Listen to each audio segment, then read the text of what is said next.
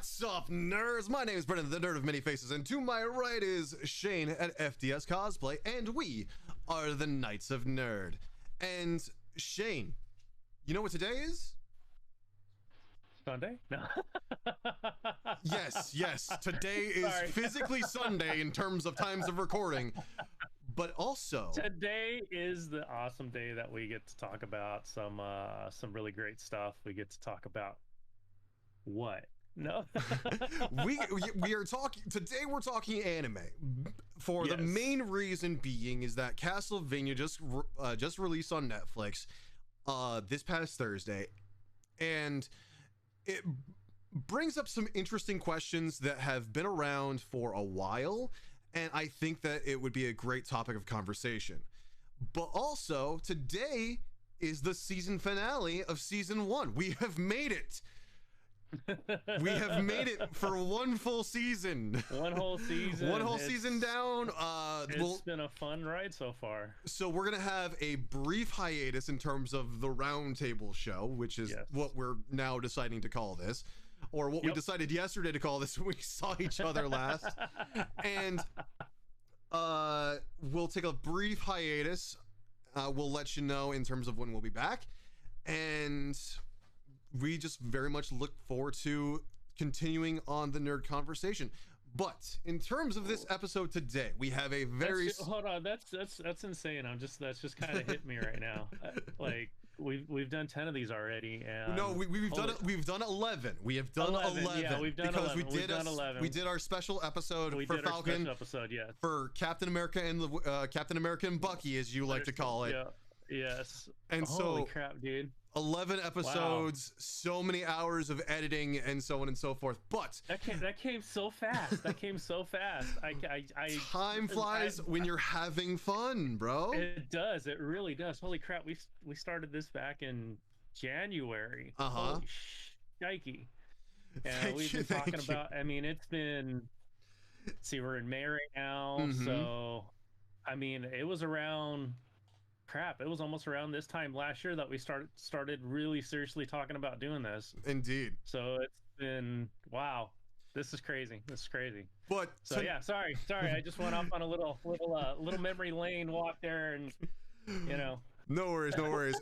In good nerd fashion, your mind went squirrel. Yeah, right. Really, it did. It really did. But tonight, in terms of our conversation with anime, we have a very dear friend of mine,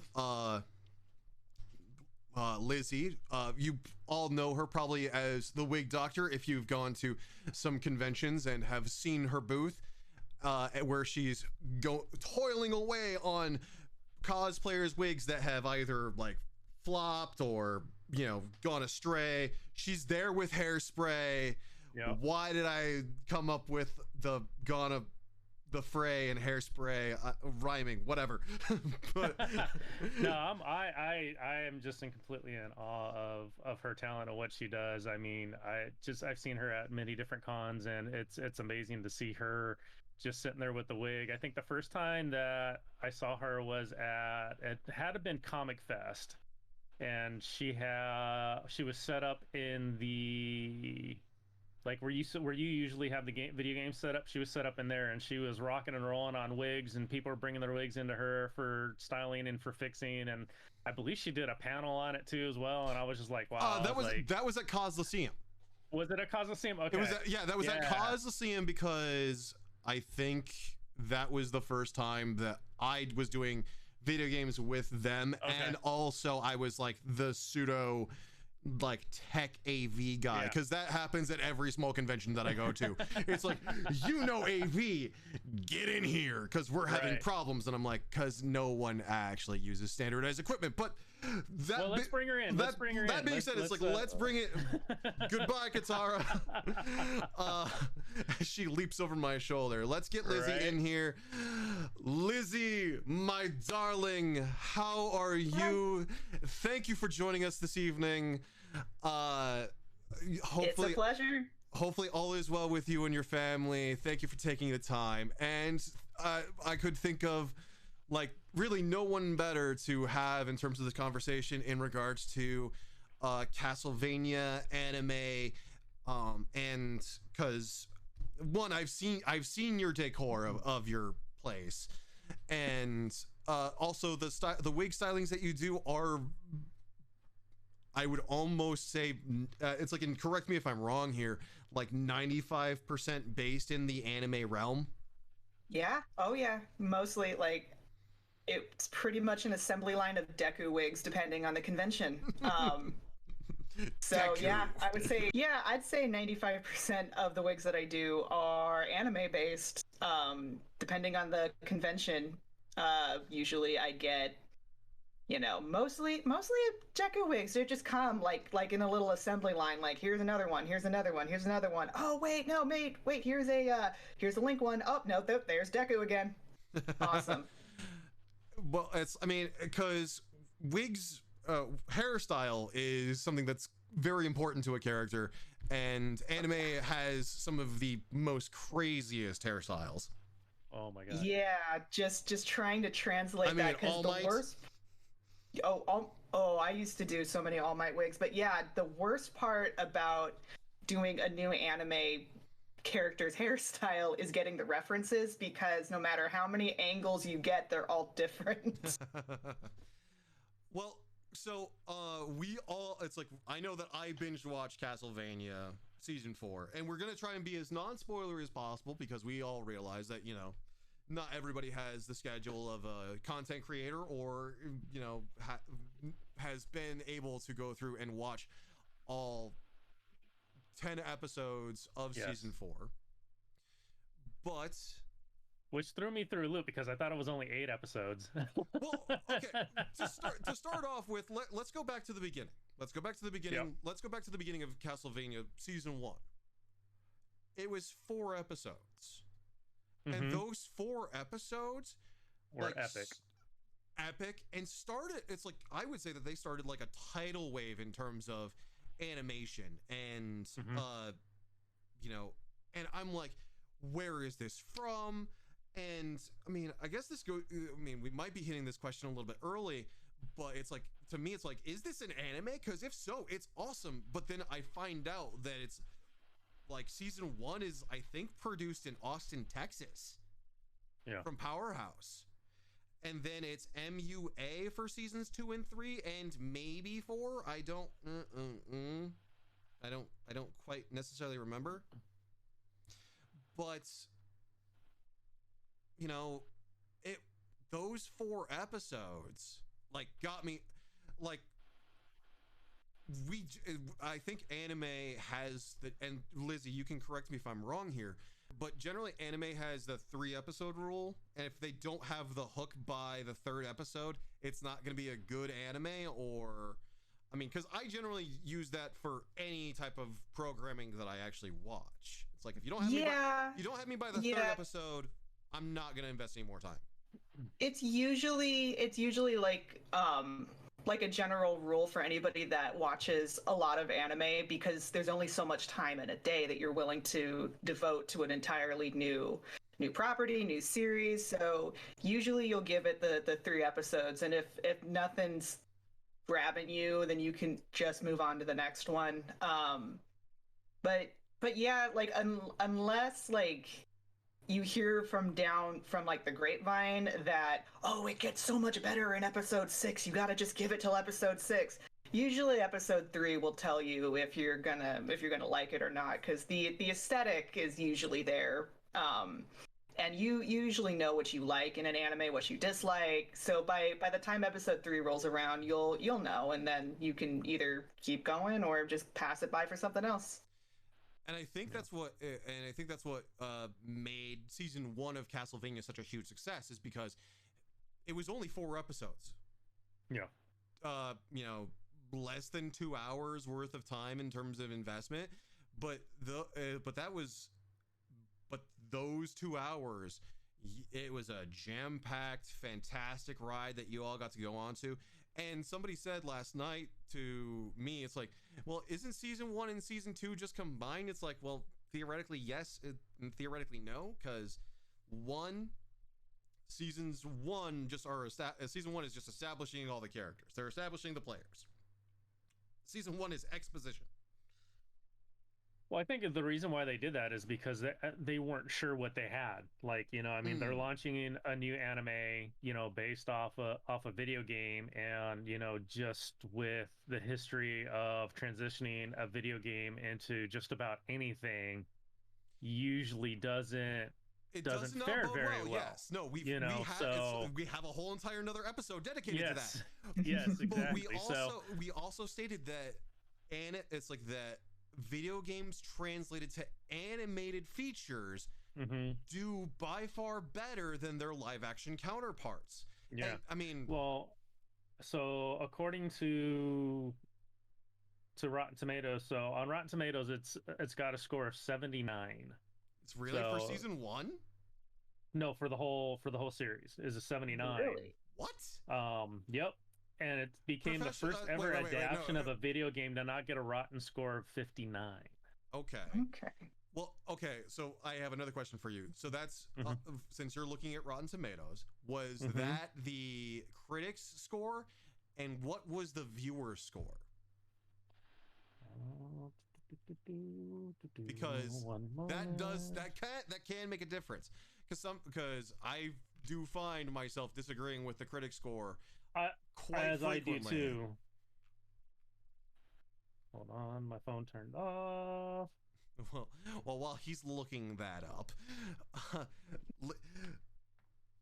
Lizzy, what was your impression of Castlevania as a whole? Like seasons 1, 2, 3, and 4 all together. Like, what makes, does it follow the criteria of what makes a good anime, if we're willing to call that? Okay, yeah. There you go. Sorry. So yes, that was season 1. That was a 79. Okay. Overall, average tomato meter is a 94%. There we go. That's a lot more believable. Average audience score is a 90. Okay, nice. so the critics are it's one of those rare occasions where I'm agreeing with the critics more than I am with the rest of the audience. So season 2 was 100%. Wow. Season 3 was a 95. Okay. Season 4 was 100%. Dang. All right. Yep. Okay. Now, Lizzy, and I'm going to ask you the question again. Does the series of Castlevania follow the rules of what makes an anime good, if we're willing to call it that? Now, see, that's always a really difficult question to answer over like what makes like an anime good. It's sort of like asking, oh, well, what makes that drawing over there good? There are certain things that are universal. It's like, oh, this looks really pretty. But does that make it a good anime? Like, because I've seen some really pretty anime that are still hot garbage. Yeah. So it's just really pretty hot garbage. But as far as, because even like you could show this to somebody who does like anime and they would still hate it because let's say they're not into dark anime because it's pretty grim dark. And at the end of the day, if I had to pick between a dark anime or a comedy, I would pick a comedy just because for me the world sucks enough already. So I like my lighthearted stuff. But Castlevania really took me by surprise. I just happened to see it on Netflix, and I'm like, oh, that was a video game. Let's take a look. It's only 4 episodes, and that's how they get you.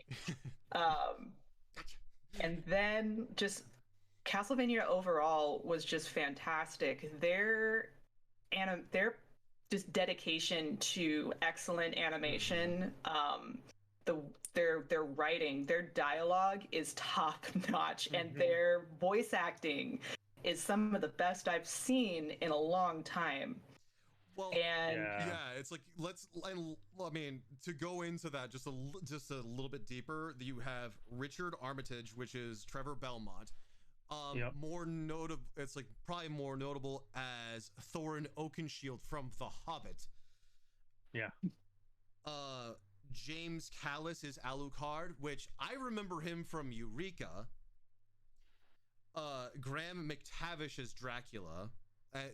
Dude, they have freaking Bill Nye. Yeah, Bill Nighy.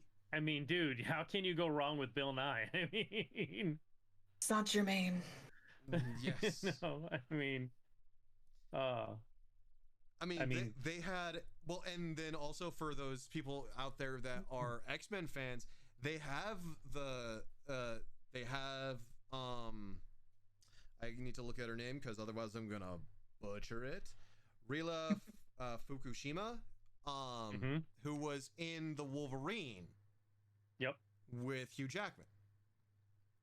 So yeah, just in terms of casting alone. And yeah, the casting was amazing. Was like, okay, here, like, Netflix gave Castlevania all the money to go spend on casting. Yeah. But yeah, sorry, Lizzy, continue on your thought process in terms of like Castlevania as a whole. It's just really just brilliant in a way. It has just like it takes this world that you really wouldn't be too that if you've never played the video game, you're just like, okay, well, this is a really neat world. And then if you have the people that have played Castlevania, the people that love Castlevania, almost every scene has something for them. Oh yeah. Like, I've never played any of the Castlevania games, so I'm just like, oh, that's a neat little trick. Oh, that monster's kind of cool looking. And then I have a friend who absolutely adores Castlevania, and he would scream every other frame. He's like, oh my god, I know that thing.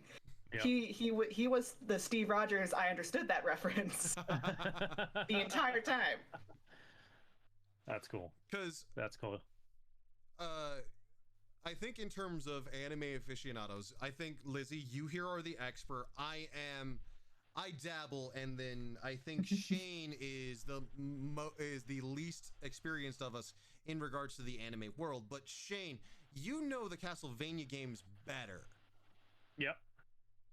Yeah, I mean, they did a great job. I mean, like Lizzy said, I mean, they did a fantastic job of bringing in certain things from the video games and really bringing them to life. I mean, there were times where I'm like, oh, damn. Oh. And then, like, I mean, just to talk just a little bit about season 4 without giving away spoilers or anything like that. I mean, some of the weapons that they showed in season 4, you're just like, you know, you just get all giddy, like, oh my gosh. Like, I watched it with my son, and, you know, I'm sitting there, and, you know, I would do that, and he's like, what, Dad? Like, what are you all excited for? I'm like, that's from the game. I used to use that. Watch what he's gonna do with it. That's amazing, isn't it? And he's just looking at me like, dude, you're such a dork, man. It's like, trust me, you'll get there, son. You'll get it. So, but I mean, he's my anime guy. I mean, him and I, we sit and we watch, you know, I mean, I started him a few years ago. It's been 4 years now. So he started when he was 8. And, you know, I mean, starting that young, it was because he loved Godzilla and he wanted to watch, and I started watching Attack on Titan. And so he's like, I want to watch it with you. And I'm like, oh, I don't know. That's like freaking deep end stuff. I know. And I caught him, you know, watching it from the other side of the couch one night while I was watching it. I'm like, I guess I'm not going to win this one. So he sat there and we watched the first 2 seasons of it. And, you know, we got a little bit behind because we just went down that rabbit hole. And, you know, I started showing him a lot of the animes that I watched when I was younger, you know, with Akira, Princess Mononoke, Ghost in the Shell, you know, just started going down that rabbit hole. And then, you know, we'll get more into that, but yeah, it just, you know, it was really, really good. It was really neat to see these characters kind of come to life. I mean, Alucard is my all-time favorite character from Castlevania, just from Symphony of the Night, which is my favorite Castlevania game. And, you know, just they did a really good job of bringing these characters to life and really taking them from pixels to animated pixels. But no, it was really good. It was really, really good. I was very happy with it. I was very happy with how, you know, the seasons progressed and the characters progressed throughout it, and what they did at the end of this season just made me love it even more. Yeah, I'm going to amend your phrasing here. They did a very great job of taking the pixel and putting it onto the page. There you go. There you go. Yes. There you go. Because, I mean, we've discussed video game. It's like we have discussed video games being being adapted into other forms of media, yep. and not met with great success. No. But Castlevania is one of those that actually did a very good job of keeping like true to the game, having a great storyline, having great pacing too. Mm-hmm. No, really great pacing. Yeah. Because I mean, when you think about it too, I mean, you know, how Lizzy was talking about, you know, dark anime, you know, kind of, you know, takes me back to, you know, watching, you know, Vampire Hunter D, Hellsing, you know, those, you know, wanting to compare. I almost at this point with this show kind of apples to oranges when it comes to comparing the two to, can you consider Castlevania an anime? I think you can. Granted, yes, it's a US American anime, but I think with what they did, it can stand up to any Japanese anime that's out there. And that I mean, that's just my opinion. I mean, you guys can shun me in the comments all you want. I agree. But you know, it can stand up to some of the best anime that's out there. And you know, Netflix did a fantastic job of really almost doing their homework on this one. I mean, it's really, I mean, they've put out some really quality anime over the past few years, and it's just, you know, it's getting better and better. You know, it's kind of taking, you know, what we've seen in the past where, you know, American filmmakers try and do Japanese anime, and they fail miserably. You know, you know, and you know, I think they've kind of outdone themselves with this one. It really, to me, it stands up with some of the best. So it was really, really good. Rage must contain the rage, because I think since we're kind of at this almost pseudo natural segue point. One of the things that we discussed a little bit about before we started the show, or before we started recording, was the whole entire thing of taking anime and then adapting it to live action. Which, like the video game universe, it doesn't sometimes work out all that well. No. You know, one of the first movies that I saw that I was really excited for. I was super stoked because I grew up in the age of like Cartoon Network's Toonami, Adult Swim. And so, you know, my first exposure to anime were the programs that were on that was Dragon Ball Z, a little bit of Sailor Moon. Is Thundercats American or is it an anime? It's American. It's American. Okay, it's American. Well, Thundercats, there was a little bit of Gundam on there. So you had Gundam, I had Robotech or Macross or in Japan, which I've seen both. Yep, or Voltron. Yep. Macross. As the Japanese call it, Go Lions or Lions Go. Is it Lions Go or Go Lions? I think it's Lions Go. I could be wrong though. I think so. But that sounds familiar. Can I just say how excited I am that Marigold and Golden Mare finally settled their lawsuits, so now we can finally, hopefully, fingers crossed, get some frickin' Macross and Robotech out. They've been in this lawsuit for like 30 frickin' years, and they finally settled it like 2 months ago, and hopefully now we will start getting some Robotech Macross, maybe. Everyone's you know, to the production studios. You know, it's like, oh, come on, please, please, please, please, don't give me a rehash of Macross. Just give me Macross on Blu-ray and 4K and all that stuff, and then start giving me kind of a new series to kind of carry on the story. or kind of do what they've done with what they did with Voltron on Netflix. And you know, if you're gonna reboot it, do it, you know, a different art take on it or something like that, or kind of like how not what they did with the latest Thundercats show on Cartoon Network. Please God, no. I enjoyed that show, sir. I enjoyed that reboot. Oh my God! Wait, there's been two. There's the one that was more kind of adultish the one style, that and has then the same guy that plays Terry McGinnis in Batman Beyond, right? No. This is the one that they came out with I think it was last year or 2019. The Teen Titans Go version of Thundercats. Yes. Yeah, that one. No. Yeah. Yeah. Okay, so we were thinking of the same one, because when you mentioned that, I'm like, why am I thinking of really thick lines?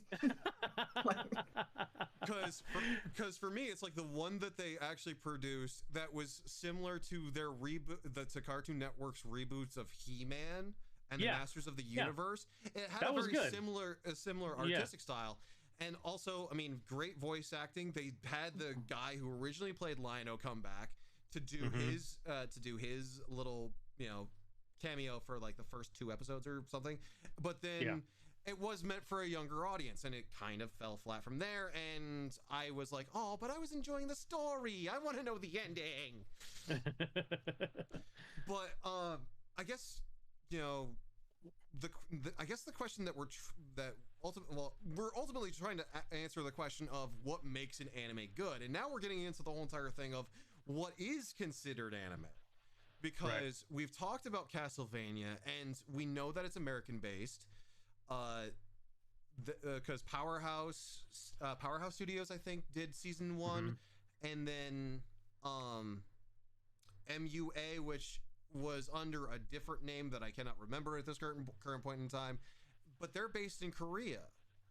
And so now it's kind of the question of like, okay, so now what constitute a good anime? Well, we've kind of covered that. It's like, you know, good story.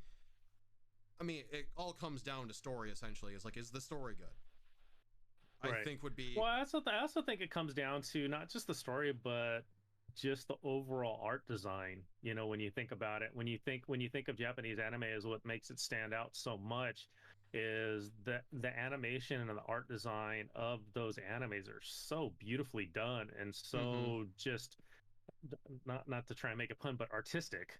You know, it's just it's so really well done, and I think that's what makes an anime an anime. It's not, I mean, because I mean, if you got into it and you started really kind of, you know, debating on what a good anime is, I mean, you can kind of throw some other things under that umbrella as well.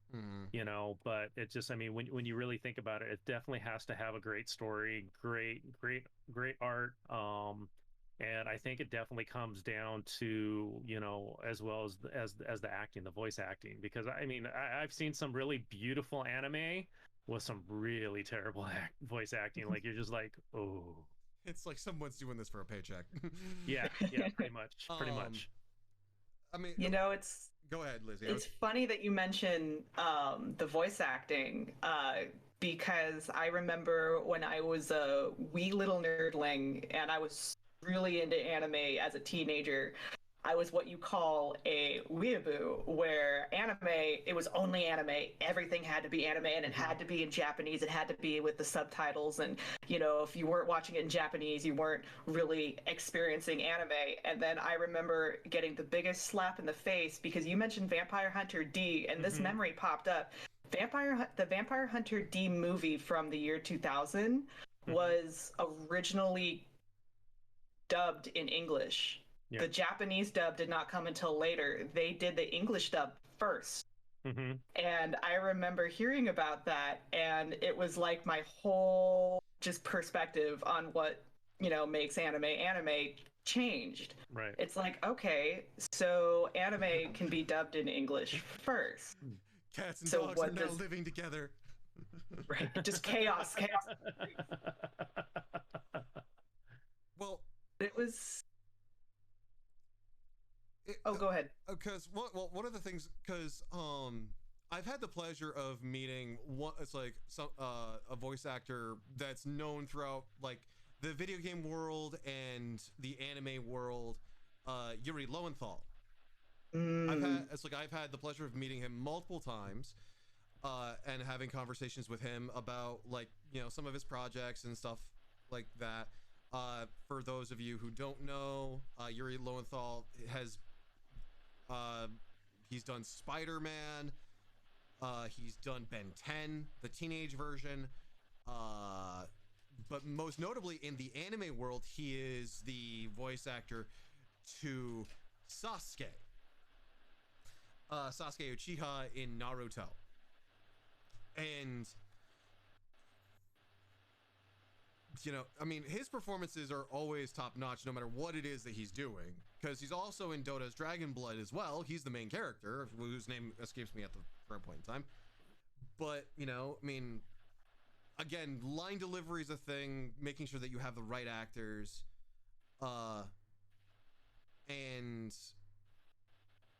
they just have to, I mean, one, they have an insurmountable task of like, because the Japanese sub versus the English dub, there is a little bit of stuff that's lost in translation, so I've seen.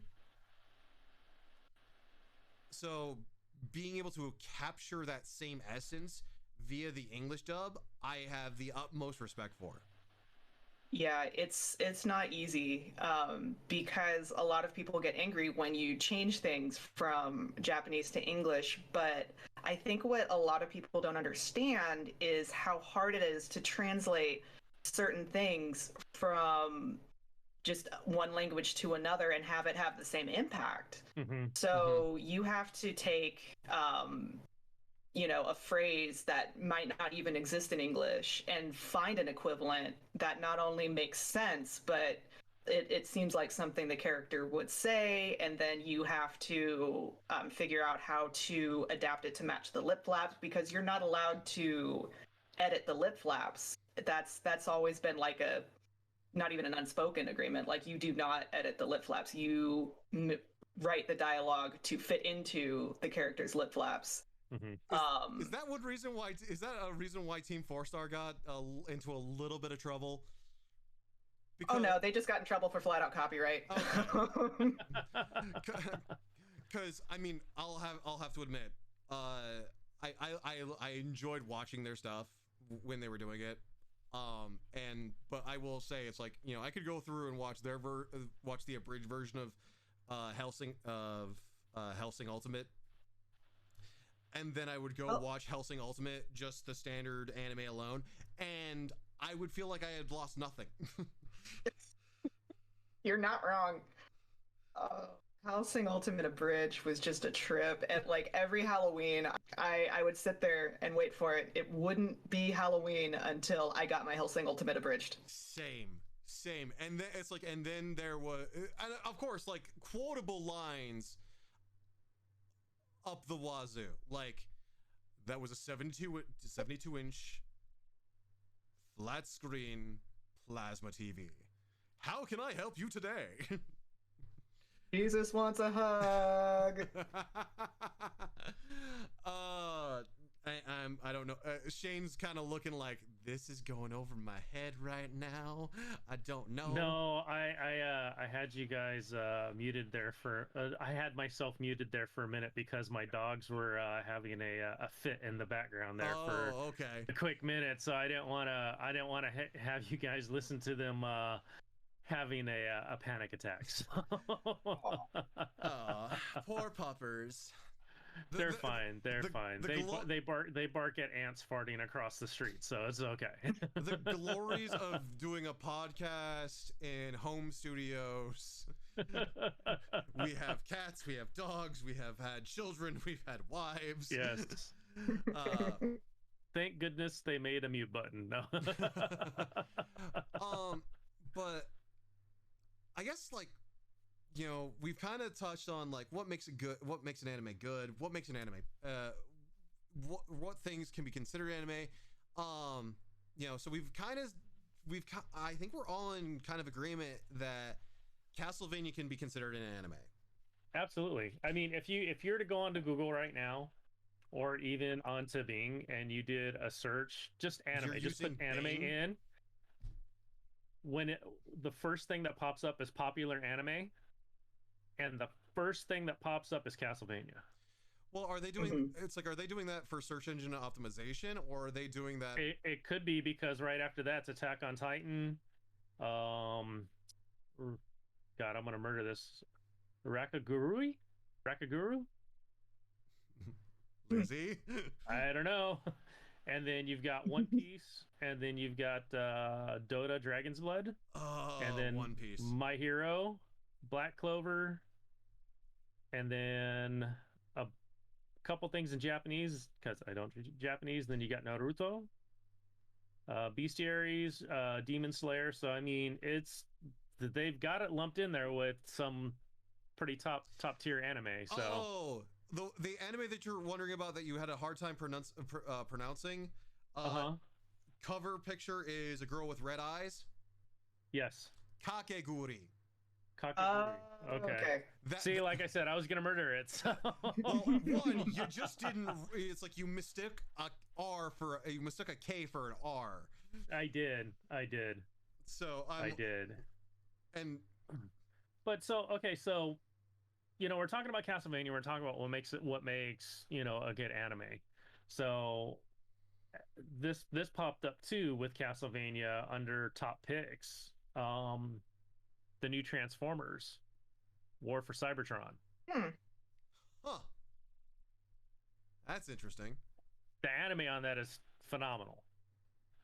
The voice acting is great. The action is fantastic. I mean, it's really well done. It's probably the best Transformers animation that I've seen in a long time. You know, I've seen a couple of episodes of that, and I'm not like a Transformers person at all, but it was still like I liked it. It's super good. It is really good. I mean, they just finished. Let's see, they had season 2 come out, or part 2 is what they're calling it, and then you're gonna have part 3 here probably within the next year or so. Well, and the question of, like, you know, what constitutes an anime has been around for a while. And I think the first time it actually popped up, or the first time that I heard it pop up, was in regards to Avatar: The Last Airbender. Yep. That's the first time that I heard, like, it's like, oh, it's like, this show is a great anime, but then somebody's like, that Avatar's not an anime. And I'm like, wait, what? The artistic style is very close, like all emotive, more based on energy and camera angles than, you know, I think I saw something, or I read something, or I heard something while I was driving one day, and they said anime is all about the mile of your pencil. Like how do the lines of of whatever it is that's being produced, how their flow, that's like how their flow works. And for me, Avatar: The Last Airbender, as well as The Legend of Korra, did very much fit into those anime style genres. Now, granted, a lot of people say it's like that's because it's an anime influenced series. Which, to that, I'm like, okay, I can see that, but, you know, it's like, okay. Yeah, but there's a lot of anime influence, you know, series out there. I mean, me, you know, growing up in the 80s, I mean, that's, you know, American animation was at the height of basically ripping off Japanese animation and trying to make it their own. I mean, key thing is, you know, Transformers. Transformers completely, you know, took from what the Japanese were doing. But the difference between Japanese animation and American animation back then was the depth of the animation that they did in Japan, to where, you know, you would see these amazing, beautiful robots in your face on screen, but you would have the exact match of scenery behind them. Like, you would have the same attention to detail on the mountains, on the buildings, on the cars and stuff, to where American animation back then was all about what was in your face. Everything else was just like a mustard blur. As opposed to what was in the background. Right. One of the biggest differences between American animation and Japanese animation would be the sequential storytelling. That's something that's happened fairly recently with American animation, and I say recently in the last 30-ish years. But I think that was why Avatar became such a big deal, because it was a whole story. Like every episode built on itself, and you kind of had to have seen the last episode to understand what was going on. They did their best to try to mitigate that with caps and whatever, but I think that was where a lot of people started to say, oh, this is an anime, or this is anime influenced, and that was where the show really started to walk the line. And I think it really depends on your definition of anime to decide if it's walking that line between influence or if it's an American anime. Right. Because I'll admit, it's like I've gotten into anime more now during the whole entire pandemic, COVID, just because it's like, okay, what else is there for me to watch? And some stuff, like, One Piece. It's like I did not take the dive into One Piece because that's a lot of episodes. It's so many good episodes. I don't doubt that they're good. However, 900 plus and counting. Yeah, 900 plus and counting. How can we go through and I don't know if I can dedicate that much time to it. And then I'm coming out and finding other series on Netflix, on Crunchyroll, on basically insert streaming service name here. And one of the animes that I actually really enjoy, and not for the reason people think that you'd enjoy this, has been Food Wars. Oh, I haven't started that yet. How do you like it? So, I like the show, but not for the reason that probably people think I actually enjoy it. I actually do enjoy the food making portion of the show a whole lot more than the copious amounts of, I will call it, fan service. And they're like, well, that's because the other guy, one of the producers, did more adult content in terms of animated production materials. Yeah, I am revolving around the word that I want to say, but I don't know if it's gonna hurt. Does it start with an H or an E? It starts with an E. It starts with an H. It starts with an H. Well, if you want to go a little the level below, not quite there, there is a term for it called ecchi, okay. So that might be nice. But I don't know if that would really count. I'd have to actually watch it and get the context. One of the first episodes is like there are tentacles involved, and I'm like, wow. I'm like, what? Because part of me is like, what am I watching? And then it's like, I'm just gonna continue on and see where this goes. And then it's like, oh, this is more about food than anything else. I like food, so I will just continue on watching. And people are like, and that's what some of these things do. I don't know if you've seen Assassination Classroom. I watched that because it looked hilarious and insane. And do you know what happened to me by the end of it? I was sobbing on the couch like my child, like my 1-year-old child. And I also think that's something that anime does that does better than Americanized cartoons. Americanized cartoons, they tend to, they are very few and far between in regards to making us feel raw emotion. With anime, and I'm gonna come out and say this, Full Metal Alchemist, the second episode? Is it the second or is it the third? It's in the first season. I know what you're talking about. Yeah. I'm not bringing it up because I'm pretty sure that I will like induce post-traumatic stress upon upon some viewer out there being like, I don't want to remember that. I don't want. And the thing is, there have been memes of it, and they're all terrible. And I don't know why I'm laughing right now. It's probably because it is traumatic. You've given me future cosplays ideas for my daughters, and I appreciate that. Oh no!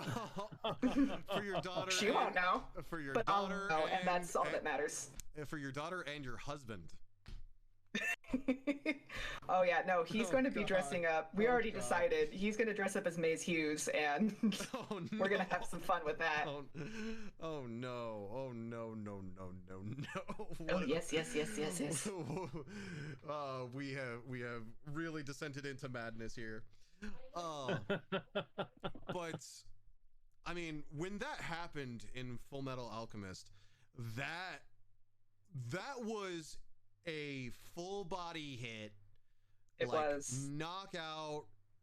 They don't mess around, and especially no. And the thing is that one of the things that I've noticed, because I noticed it in terms of one of my favorite anime. It's like one of my favorite animes to watch, like to binge watch every once in a while. That is G Gundam.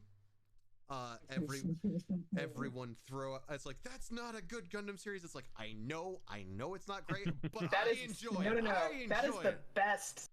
That is the best Gundam series. I mean, come on, Domon Kashu. It's like showing that cake whenever he goes into that. To me, it's like the piloting system made more sense than like every other Gundam series out there. It's the most creative series of all of them. Like, you have the most creative looking Gundam. Yes, you know, we could do without, but I would say like 90% of them are. And the thing is that the Gunpla community wants a Tequila Gundam. They want a Tequila Gundam to be a thing, and I'm like, oh god, either everyone is, it's why, but I don't know. Although it's like and I will agree that the Windmill Gundam, the most pointless Gundam on the face of the Gundam universe planet. But with Gundam Wing, Full Metal Alchemist, as well as a lot of other animes out there, we often don't get happy endings. Now, no, Lizzy, being the more anime experienced of the three of us, is there a particular reasoning why that is the case? It really depends on the anime that you're looking at, and the genre. But yeah, usually you don't find, at least at the end of a lot of shonen anime, you won't see a whole lot of like traditional happy endings, like they all lived happily ever after. You'll see, usually, the characters will get what they need, but not necessarily what they want. Okay. Especially with a lot of characters whose arc follows around like revenge. Japan, like, if you want like a really good example of this, look at the Count of Monte Cristo and the anime version, Gankotsuo, which is one of my favorite anime of all time. Like, this is a hill I will die on for this anime. You see, there's going to be, I'm going to spoil Gankotsuo, but if you've read Count of Monte Cristo, you kind of know what happens a little bit. So at the end of Count of Monte Cristo, at least like, in the film version, the main character, he gets his revenge on everybody, and then all of a sudden he feels great. He's like, oh, I've been vindicated. Let's go off right into the sunset, and we'll just have like this great life. At the end of Gankotsuo, it's very different. The Count was consumed with revenge, and it basically just destroyed him in the end, and just left this wake of destruction. And the other main character, Albert, was left to deal with the aftermath, and he kind of got a happy ending, but it was very bittersweet. And I've noticed that's kind of a trend in a lot of anime that has, their main character or one of their characters obsessed with revenge. Like, if you want to bring back Sasuke, like, he was all about revenge, and he just nearly tore his entire soul to pieces to get revenge, and he only got a happy ending because the creator has some kind of thing for keeping him alive. Just the plot armor was real with Sasuke. Plot armor is real in any. Plot armor exists in any and all form of animation. Or that's true. I thought it didn't with Attack on Titan, and then like the further I got into it, I'm like, okay, there's the plot armor. I see you. There's the plot armor. It's like, all right, Aaron. we know.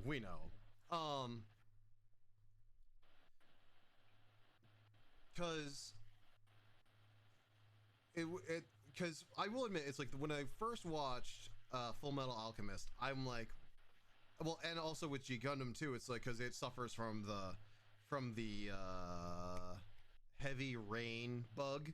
It's like, and I say heavy rain, and it's like it's funny because the name of the character is actually Rain. They go through and do this whole entire thing where it's like, it's not a happy ending, and it wasn't even like what the character needed. It just felt like, this is what's happening, this is what you're gonna get, and you're gonna like it. So, or, well, actually, no, you're not gonna like it, and that's gonna be the point. And then, like, you know, I guess we all have our guilty pleasures in terms of anime, and I would probably say that Food Wars is it would be considered my guilty pleasure anime, considering, you know, the context of the show. And for those of you that have seen it and know what it is that I'm talking about, yeah. But I guess, I mean, like, what's Shane, what's your guilty pleasure anime? Like, what anime is it that you enjoy watching? Oh God. At any point in time. At any point in time would be Macross, like the original Macross, not Robotech, not American, but the Japanese Macross. Just because it just, I mean, it's so good. It's so well done. I mean, it's got everything in it that you could want from an anime, and I always go back and I always watch it. I mean, I didn't know of Macross as a kid because all I knew of was Robotech. And then in high school, a buddy of mine's like, dude, okay, you throw that crap out the window, like just get rid of it. I'm gonna show you something, and your mind's gonna be like blown. I'm like, okay, whatever. Okay, what? And he's like, here, I'm gonna show you Macross. I'm like, Macross? I'm like, okay, what is it? And I'm sitting there and we're watching. I'm like, dude, this is Robotech, bro. He's like, no. Just wait, just wait. And then you get to this one point, and it's like there's like this shower scene, and there's nudity, and I'm all, what? Hold up, wait. Whoa. What? This is, huh? And I don't remember signing up for this. Yeah, right. And no, it's so good. It's so well done, and I love it. I mean, it's just, I mean, I'm an older guy. You know, I'm an older generation for anime. I mean, my first introduction to anime was Akira. So, I mean, that's not a terrible... That's my all-time favorite. I mean, that movie is just, that was the beginning of the rabbit hole for me. It was great. Baby's first body horror. Yeah, right. I mean, there could be worse ones to start off with. Yeah. Like, I guess, like, what would be an anime that you would not start somebody off on? For me, it would be One Piece. Sword Art Online. Yeah. Now here's the thing. Like, I understand it was a lot of people's introduction to anime. But yeah, everything about Sword Art Online is stuff that I just do not enjoy as an anime. Like, for me, Sword Art Online is terrible in a non-enjoyable way. Okay. So I would never just use that as an introduction for somebody.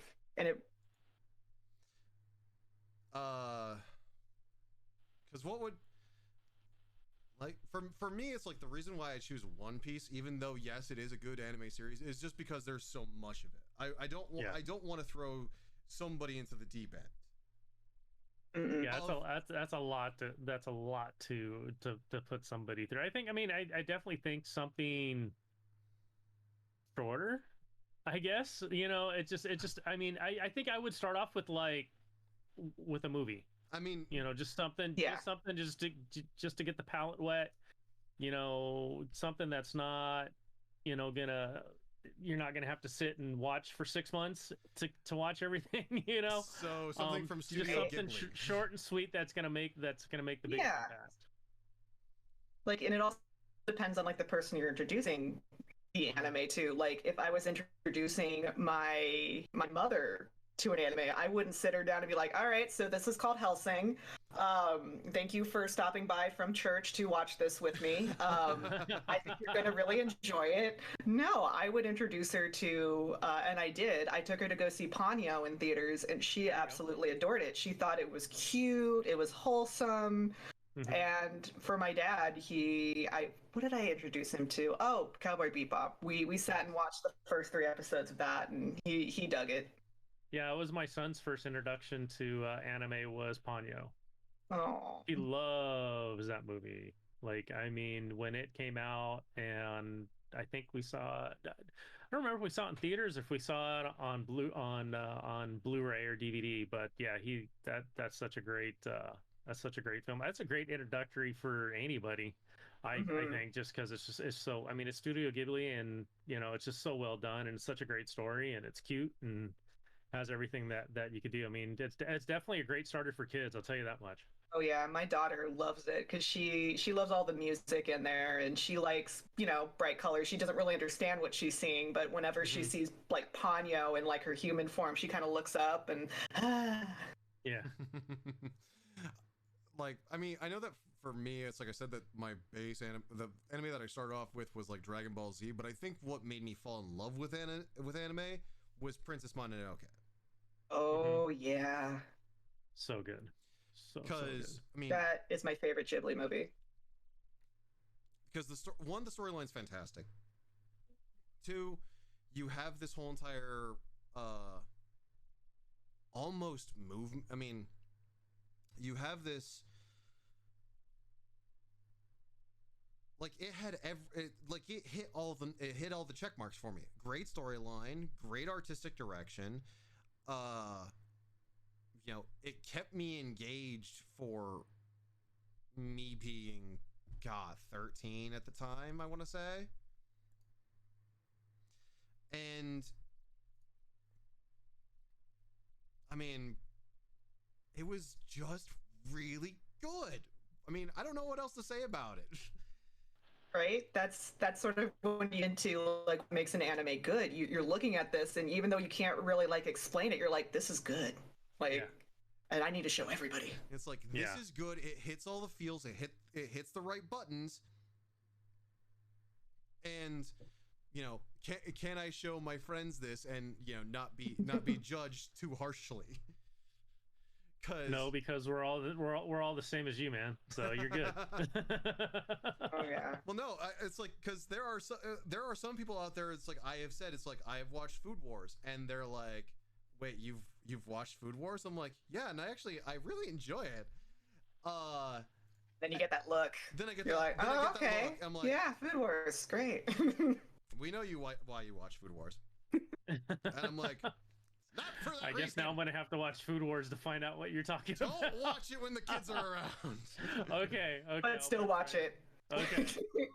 You will find out within the first 10 minutes of episode 1 in terms of the reasoning why. Very adult content oriented, I take it. I mean, PG-13. I will say it's very suggestive in terms of its content. Okay. It doesn't actually do anything, but it's like it's suggestive, like a 2x4 is to your face. Oh, great analogy. I like it. Yeah, it knows what it's about. It knows what it's about. I mean, if I want to feel good, I will watch is it Haiku? Haikyuu. Haikyuu. Oh. Yeah, I will. Oh, my boys. I will watch Haikyuu to feel good. You know, Okay, but what's your guilty pleasure? Because what's my guilty? I need to know. What's my guilty? Yeah, what's pleasure? your guilty pleasure anime? Food Wars. I mean, is Food Wars not? Or the anime? It's like the anime that it's like, okay, I am admitting this because, you know, one, it's for content. Oh God, let's see. I might have to go into my Netflix and see. It's like, what did I most recently watch? That I'm like, this one, because Love, Death, and Robots is up. Yep, that came out this weekend, I think, or same time as Castlevania, maybe. I don't know if this would be a guilty pleasure anime, but is it wrong to try to pick up girls in a dungeon? Is it wrong to have a guilty pleasure? No. No. Well, Both the answers to that are no. Well, it's like, again, the whole entire thing of like, is it wrong to pick up girls in a dungeon? Very much fit. It kind of hit a lot of nerd buttons for me. The whole entire D&D anime. I mean, it's been a fun show. I will watch it if I can find nothing else. I know a lot of There you go. But I think for me, like, I don't really feel guilty for watching this stuff, but I mean, I do have a couple that here and there. Now, you were on Toonami and probably like you saw a lot of like anime and Adult Swim, right? yes. Do you remember an anime called Blue Gender? Oh. Yes. I am so glad. For anybody else, just Google the opening to this anime and you'll understand why I love this piece of trash so much. Their budget was probably about $3.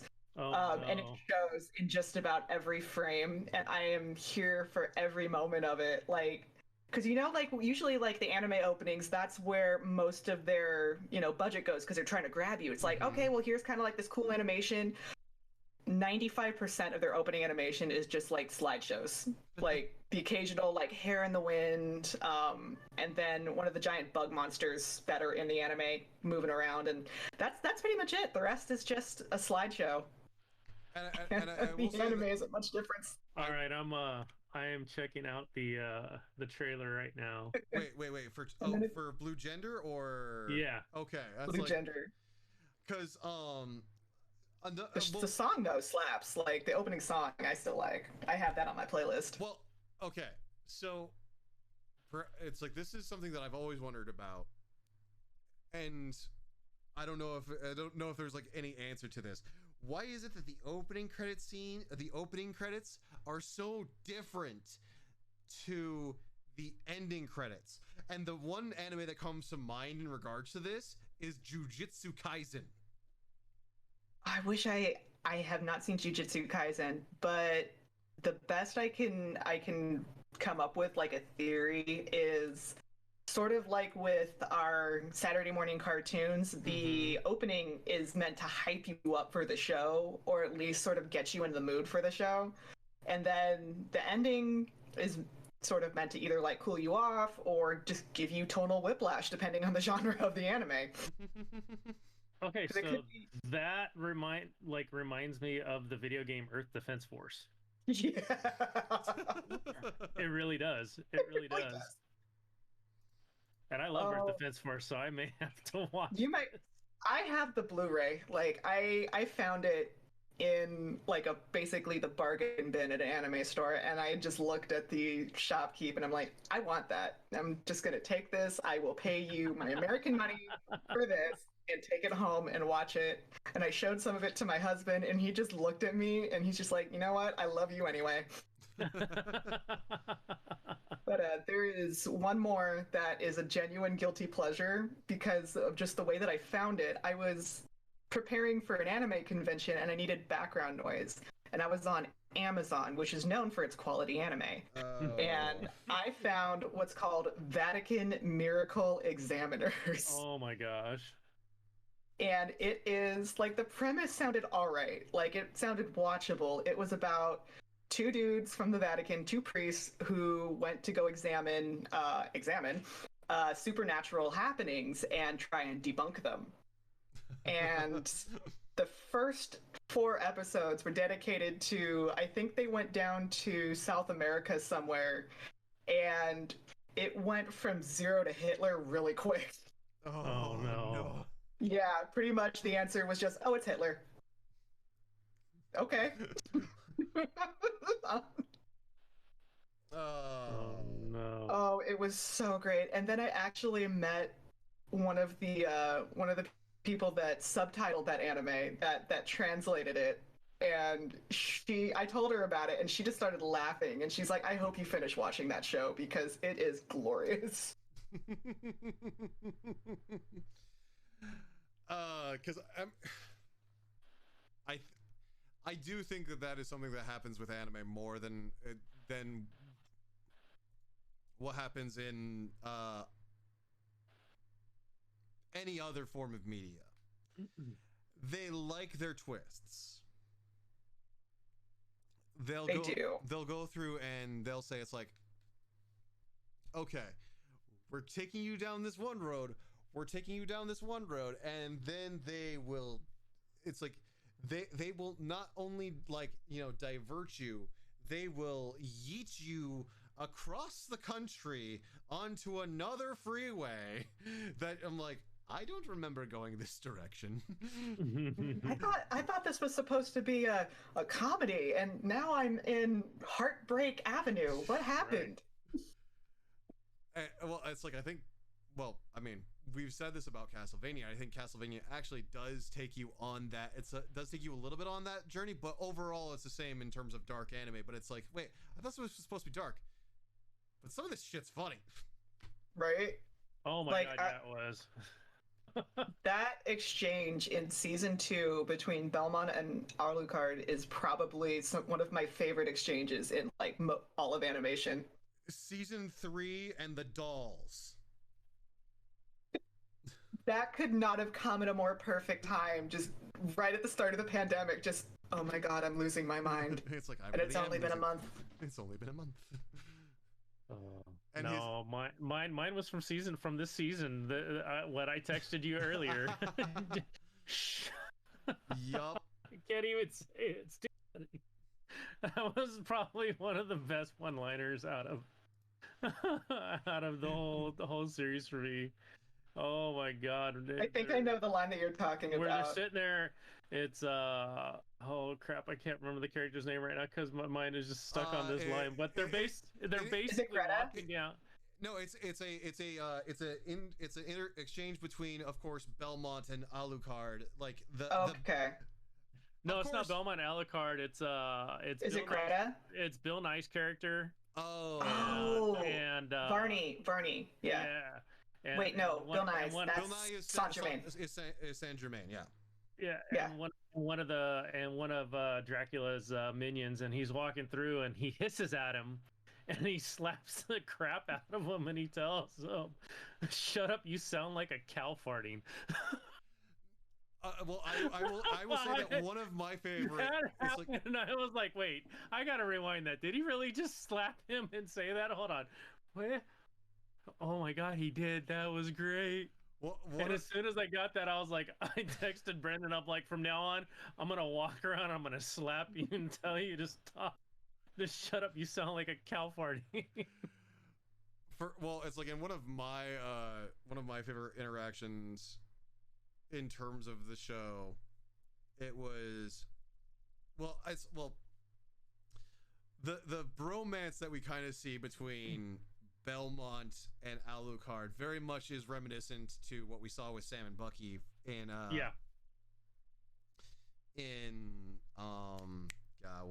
Falcon and Winter Soldier. Captain Yes. America and Winter Soldier. Brain just died on me. I'm sorry. That's right. It happens to us all.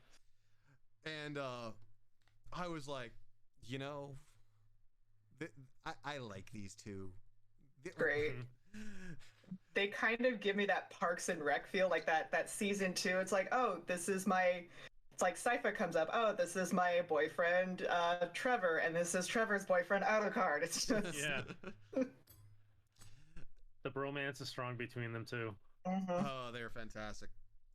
Well, so we've discussed about what makes anime good. We've discussed like what could potentially be considered anime, but what might make an anime bad? Everything. Well, that seems like a very you know. Oh my gosh. It can, you know, it can be a number of things. Sometimes time can make an anime bad. Yep. I don't know if you've ever heard of Excel Saga.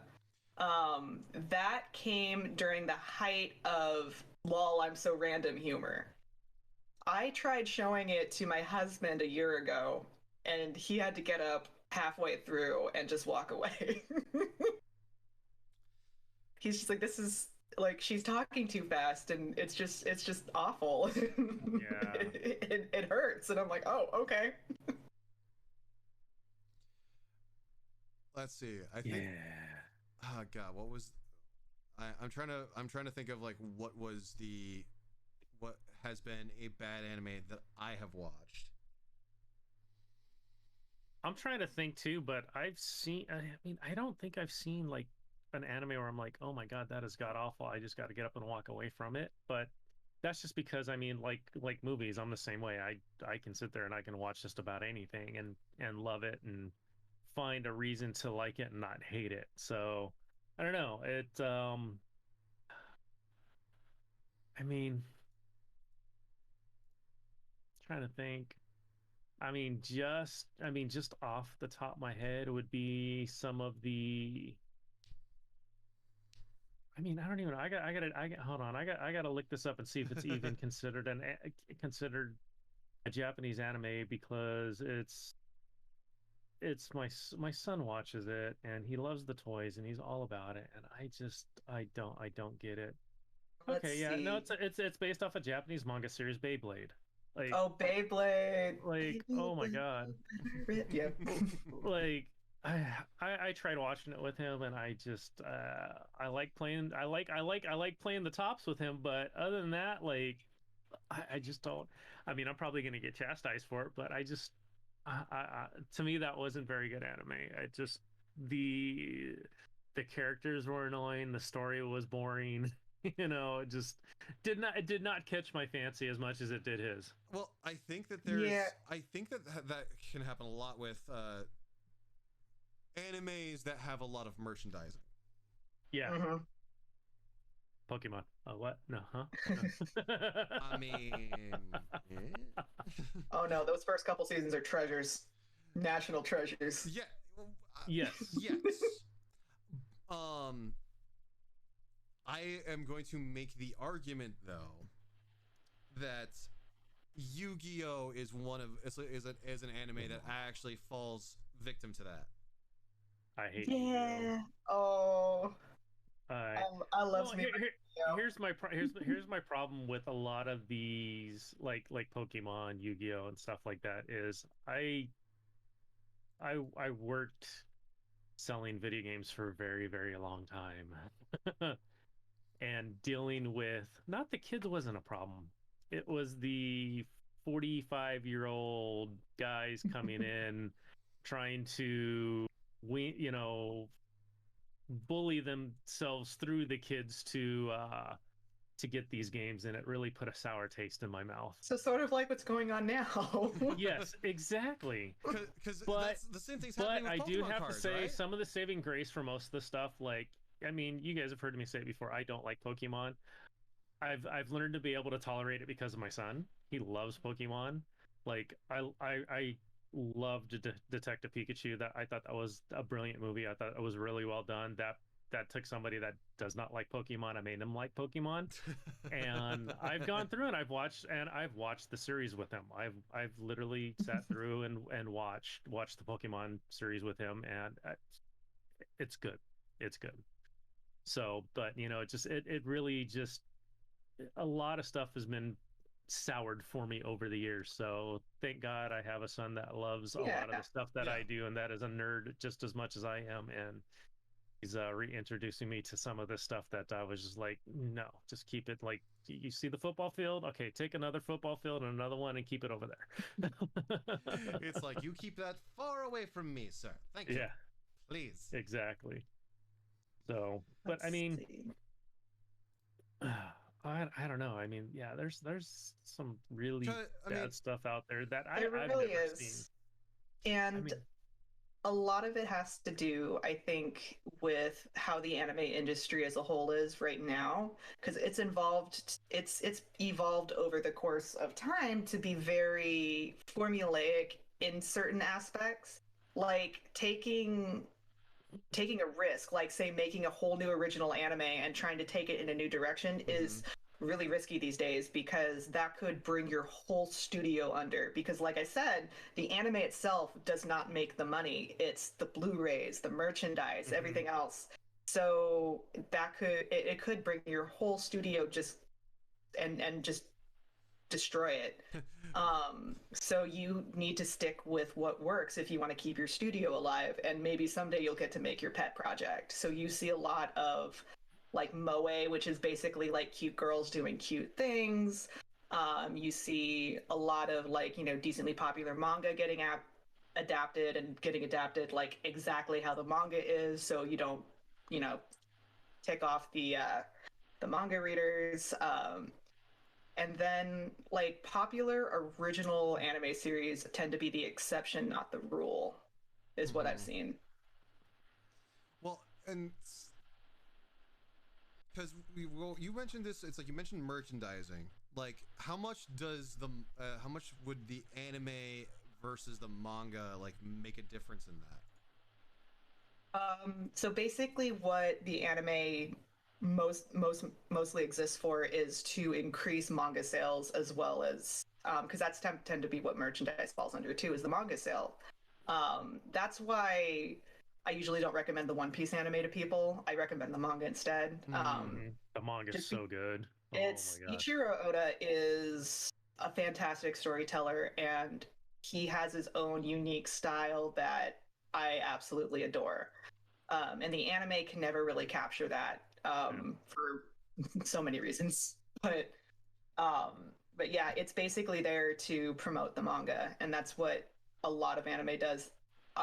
That's why you'll see it getting adapted from manga or light novels. You usually know it's a light novel if the title is longer than the anime itself. Is it wrong to pick up girls in a dungeon?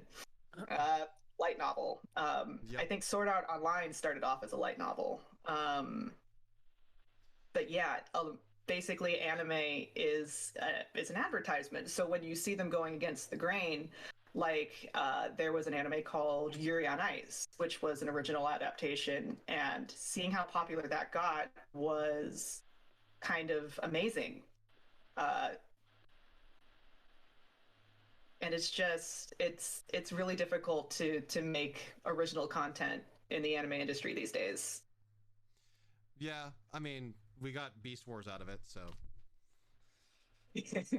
Beast Wars is something that I'm like, I don't understand this. I could not, I could to me it was not good. Yeah, I don't think I ever got into Beast Wars. So are you talking about Transformers Beast Wars? No, I'm talking about the anime Beast Wars. That hold on. Let me. Okay, I'm gonna have to look that up now, because anytime somebody says Beast Wars, I'm like, Transformers Beast? What? No, because Transformers Beast Wars is amazing. Or, no, sorry, is it Beast Stars? Oh, Beast Stars. Okay. Yeah. Okay. Are you talking about? You're talking about like the animal thing, like the. Okay. it is very popular among I think it's popular among furries or among the furry community. It is, and it's a popular anime in general. Like I ended up watching it a while ago, and it was really really interesting. I just couldn't get into it because it's like probably because I had seen like all the furry stuff before I actually watched the anime, which I'm like, I mean, granted, it's like I probably shouldn't let that taint my perspective of the show. Like I should go through and make up my own goddamn mind as opposed to be informed by nothing really. Well, sometimes, sometimes it's little things like that that can completely turn you off to an anime. And honestly, there's so many anime out there. It's like, yes, you might as well just move on to another one. But Beastars itself is interesting just because of the animation style. Using 3D animation has always been like not only a hot button issue amongst like anime fans, but it's been hard to actually find good 3D animation, like anime in Japan. Like everybody, when you think of 3D animation in Japan, you think of Berserk, which makes me cry a little bit because Berserk is one of the greatest manga of all time, and seeing it reduced to what it got made me really sad. So thankfully, Beastars showed what you could do with it because you couldn't really adapt Beastars into a traditional 2D animation. So they picked the right format, and I for one am here for Zootopia's Darkest Timeline. Oh shit! Sorry. It's fine. I've already sworn once during this podcast, so that's all right. Well, if people want to watch Berserk, it's actually on HBO Max. Is it really? Oh, it is. Why are you telling people this? And Beastar is on Netflix. I know Beastar is on Netflix. So there you go. It's like, I mean, sorry, I'm just adding stuff to my list to watch again. Well, and part of me is like, I mean, I will agree with Lizzy in that Sword Art Online beyond season 1 is not a good anime. Season 1 I actually very thoroughly enjoyed. But anything beyond that, it's like season 2 kind of just fell flat for me, which I think was the general consensus all around. And yeah, which I believe. I mean that does happen with some animes. That happens in anime. That happens in television. That happens in any series. It's not just subjective to that. It's also like movies. It's like the sequel. It's like the sequel is crap. The original good. Yeah. Sequel bad. Yeah. But so like, I mean, have we hit all the topics? Have we hit like, so we've discussed about what makes an anime bad. We've discussed what makes an anime good. We've discussed about how what shows could be considered animes, even though they aren't. I mean, do we want to end on sour grapes and talk more about the terrible aspects that have been film adaptations, or do we just want to leave those and be like, we don't want to be like a Japanese anime, and we want to leave people with good feelings? Oh man, what do we do? I mean, because there's been some turds out there, I should say. Oh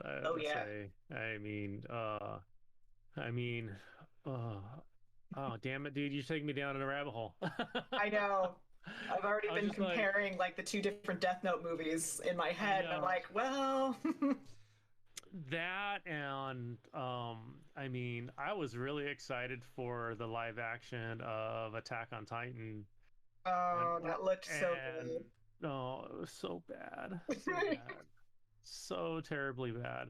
I mean, that I think that's one thing that we should do. That I mean, we should all start a petition for Netflix. Is like keep doing your anime, but please stop making live action anime because it just it's garbage. It's garbage. I'm still holding out hope for their Cowboy Bebop adaptation, though. Like, it's not really a movie. I think it's going to be a series. So I mean, their Full Metal Alchemist one was not very good. Bleach wasn't very good. Death Note wasn't very good. Well, I mean, but what it's like, I think Lizzy brings up a very valid point in the whole entire thing of like they have it be a series. Yeah, because series tend to do better, I think, in terms of the live action aspect, in the regard of they have more time, they can better explain a story. Because one of the things that I don't particularly enjoy discussing is the live action version of Avatar: The Last Airbender. Dude, that's my favorite movie. No, it's not. I will bring this shield over to your house, bust through a wall, and say, "Oh no!" Oh yeah. I think that well, M. Night Shyamalan should never touch anything ever again. He just ties hands behind his back.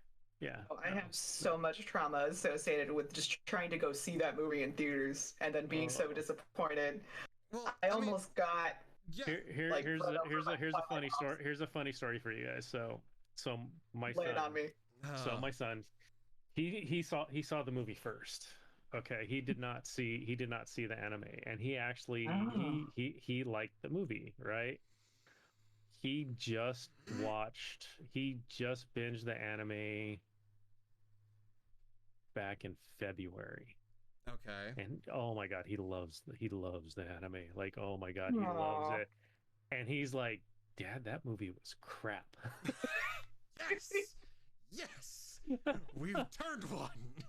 So it's funny because he's sitting there and he's telling me about the anime, which I've seen it. I mean, I watched it, and so as he's watching it, I was like, "So let me tell you a little bit something about this anime that ties into something that I love, son." And he's all, "What?" I'm like, "This has some huge Star Wars influence," and he's like, "No, it doesn't." I'm like, "Yeah, it does."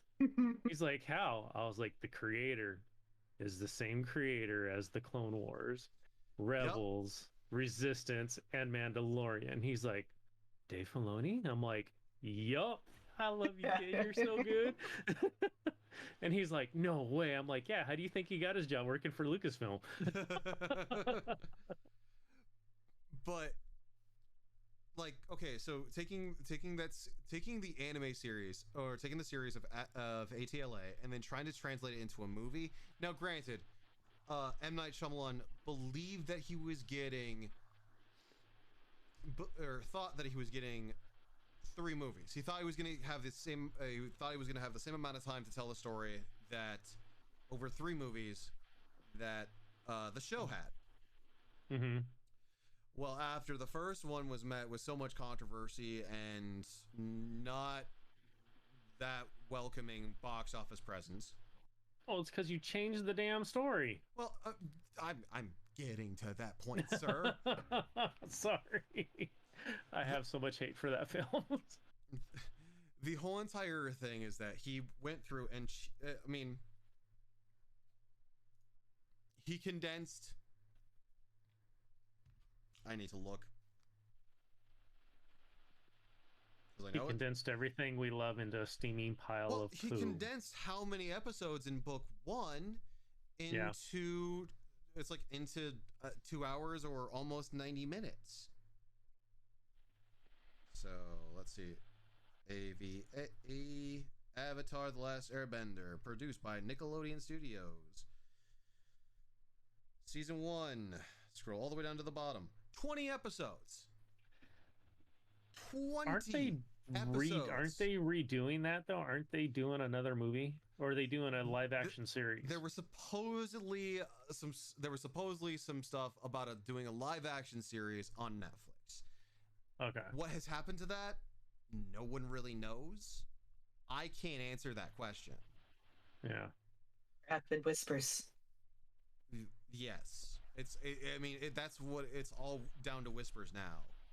Yeah, because I think the last thing that they had, because they had all the original creators on board for it, and they walked, if I remember correctly.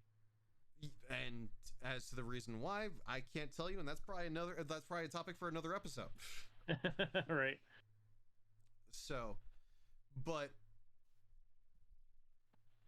I mean, I guess with that, it's like we're gonna try and it's like let's try and not end this on poopy feelings of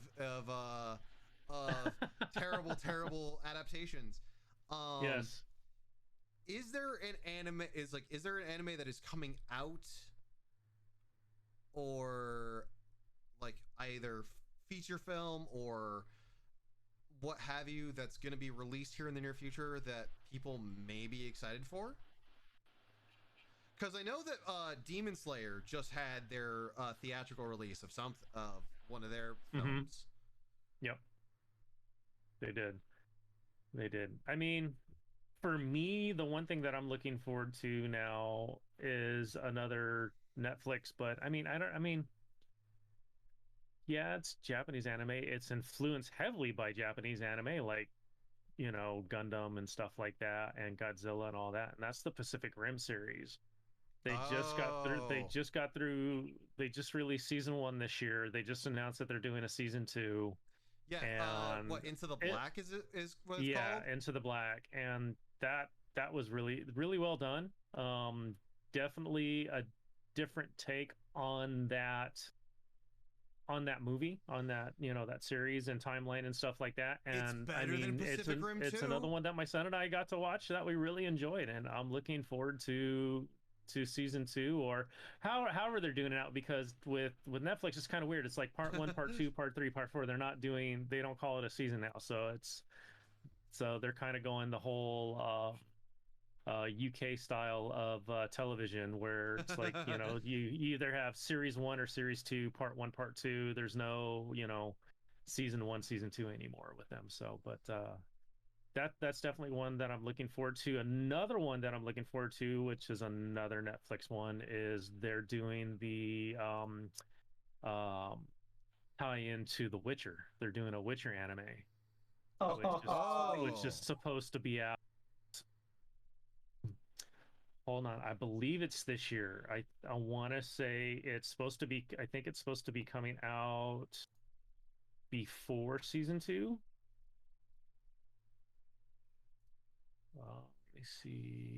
Let me see if I can get a date. It's called The Witcher: Nightmare of the Wolf. It's going to be on Netflix. It's coming out this year. Do we have? Is there a premise out for it? Is there a premise, synopsis? Like, I'm looking. God bless America. Will you just stop? The Witcher: Nightmare of the Wolf is what it's called. Let's see. It's taking me into my Netflix app. The world of The Witcher expands in this 2D anime film that explores a powerful new threat facing content. Is Henry Cavill voice acting? The content. It doesn't say, dude. Oh. It does not. It doesn't. It's like, I would be like, okay, it's like if they're going into more of Castlevania stuff. Let's see. And they had Henry Cavill doing the voice acting. It's a movie. It's going to run 81 minutes. And the Wikipedia says absolutely nothing. It just says the film is set to premiere in 2021. That's fine. I'll still watch it. All right. Yeah, it says The Witcher: Nightmare of the Wolf is an upcoming 2D animated fantasy film for Netflix, and is produced by Lauren Hirsch. The film serves as a spin-off of the Netflix television series The Witcher. It focuses on the origin story of Geralt's mentor and fellow Witcher Vesemir. The film is set to premiere in 2021. Okay. Oh, that's going to be fun. So, sorry, no Henry Cavill. Dang it. Well, Vesemir's great, so... Yeah, Vesemir is amazing. All right, Lizzy, do you have anything that's coming out that you're excited for in terms of new anime, new season?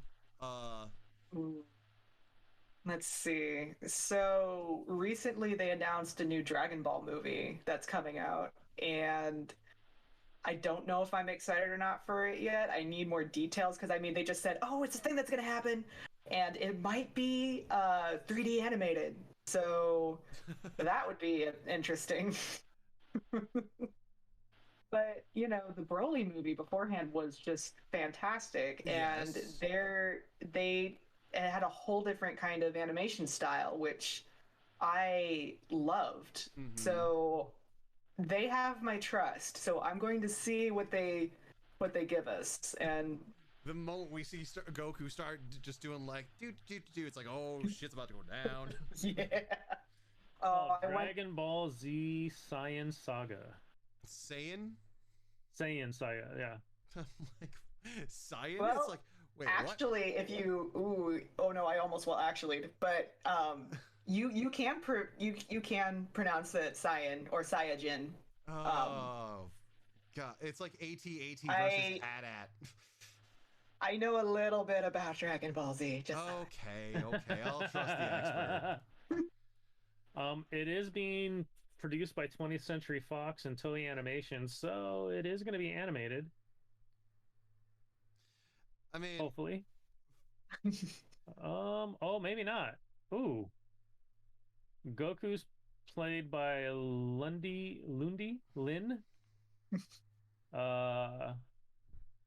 Vegeta, right? Am I saying that right, or am I saying that wrong?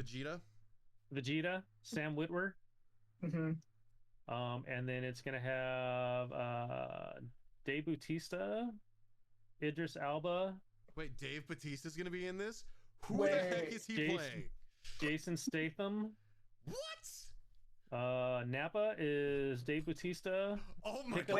Is Idris Elba. Are you sure you're looking at the right? Are you? It's like, where is this? It's like, oh wait, no. Is this Dragon Ball Evolution? No.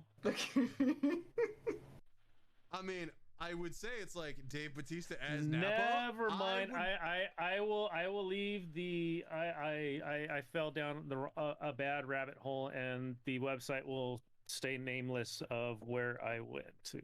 Uh-oh. Oh, you. Yeah, I got this covered. Don't worry about it. Okay. Let's see. Dragon Ball. It's like as Lizzy and I both go to our phones. Never mind. Never mind. That's what I get for going down a rabbit hole. All right. I went down the wrong rabbit hole. Oh wait, no, that's not it. All right, but before we go down this rabbit hole and it's like all this research commences, I think we are at a closing point in terms of the show. Lizzy, thank you again for joining us this evening. It's been a pleasure in regards to talking. Yes, it's been fun. It's been great talking anime, and yeah, I would say the thing that I'm probably most excited for is trying to find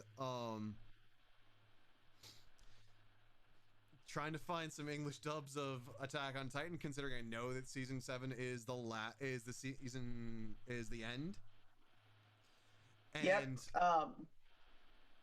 I know you'll find part of season 7 out, and then the rest of it, like the last couple of episodes, are coming out within the next year. Okay. So I'm excited for season 7. Well, I'm not excited.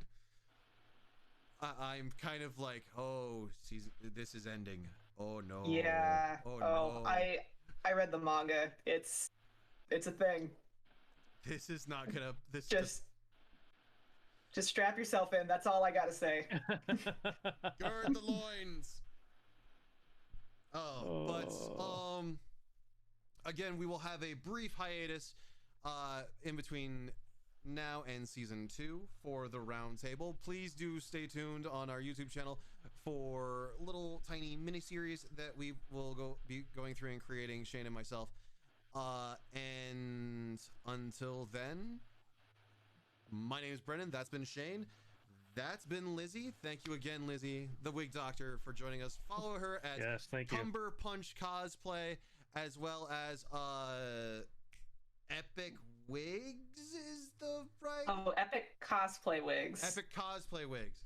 Go check them out. That's where she hones her craft of all the wigs and everything. But until then, we are the Knights of Nerd, and this has been the Roundtable.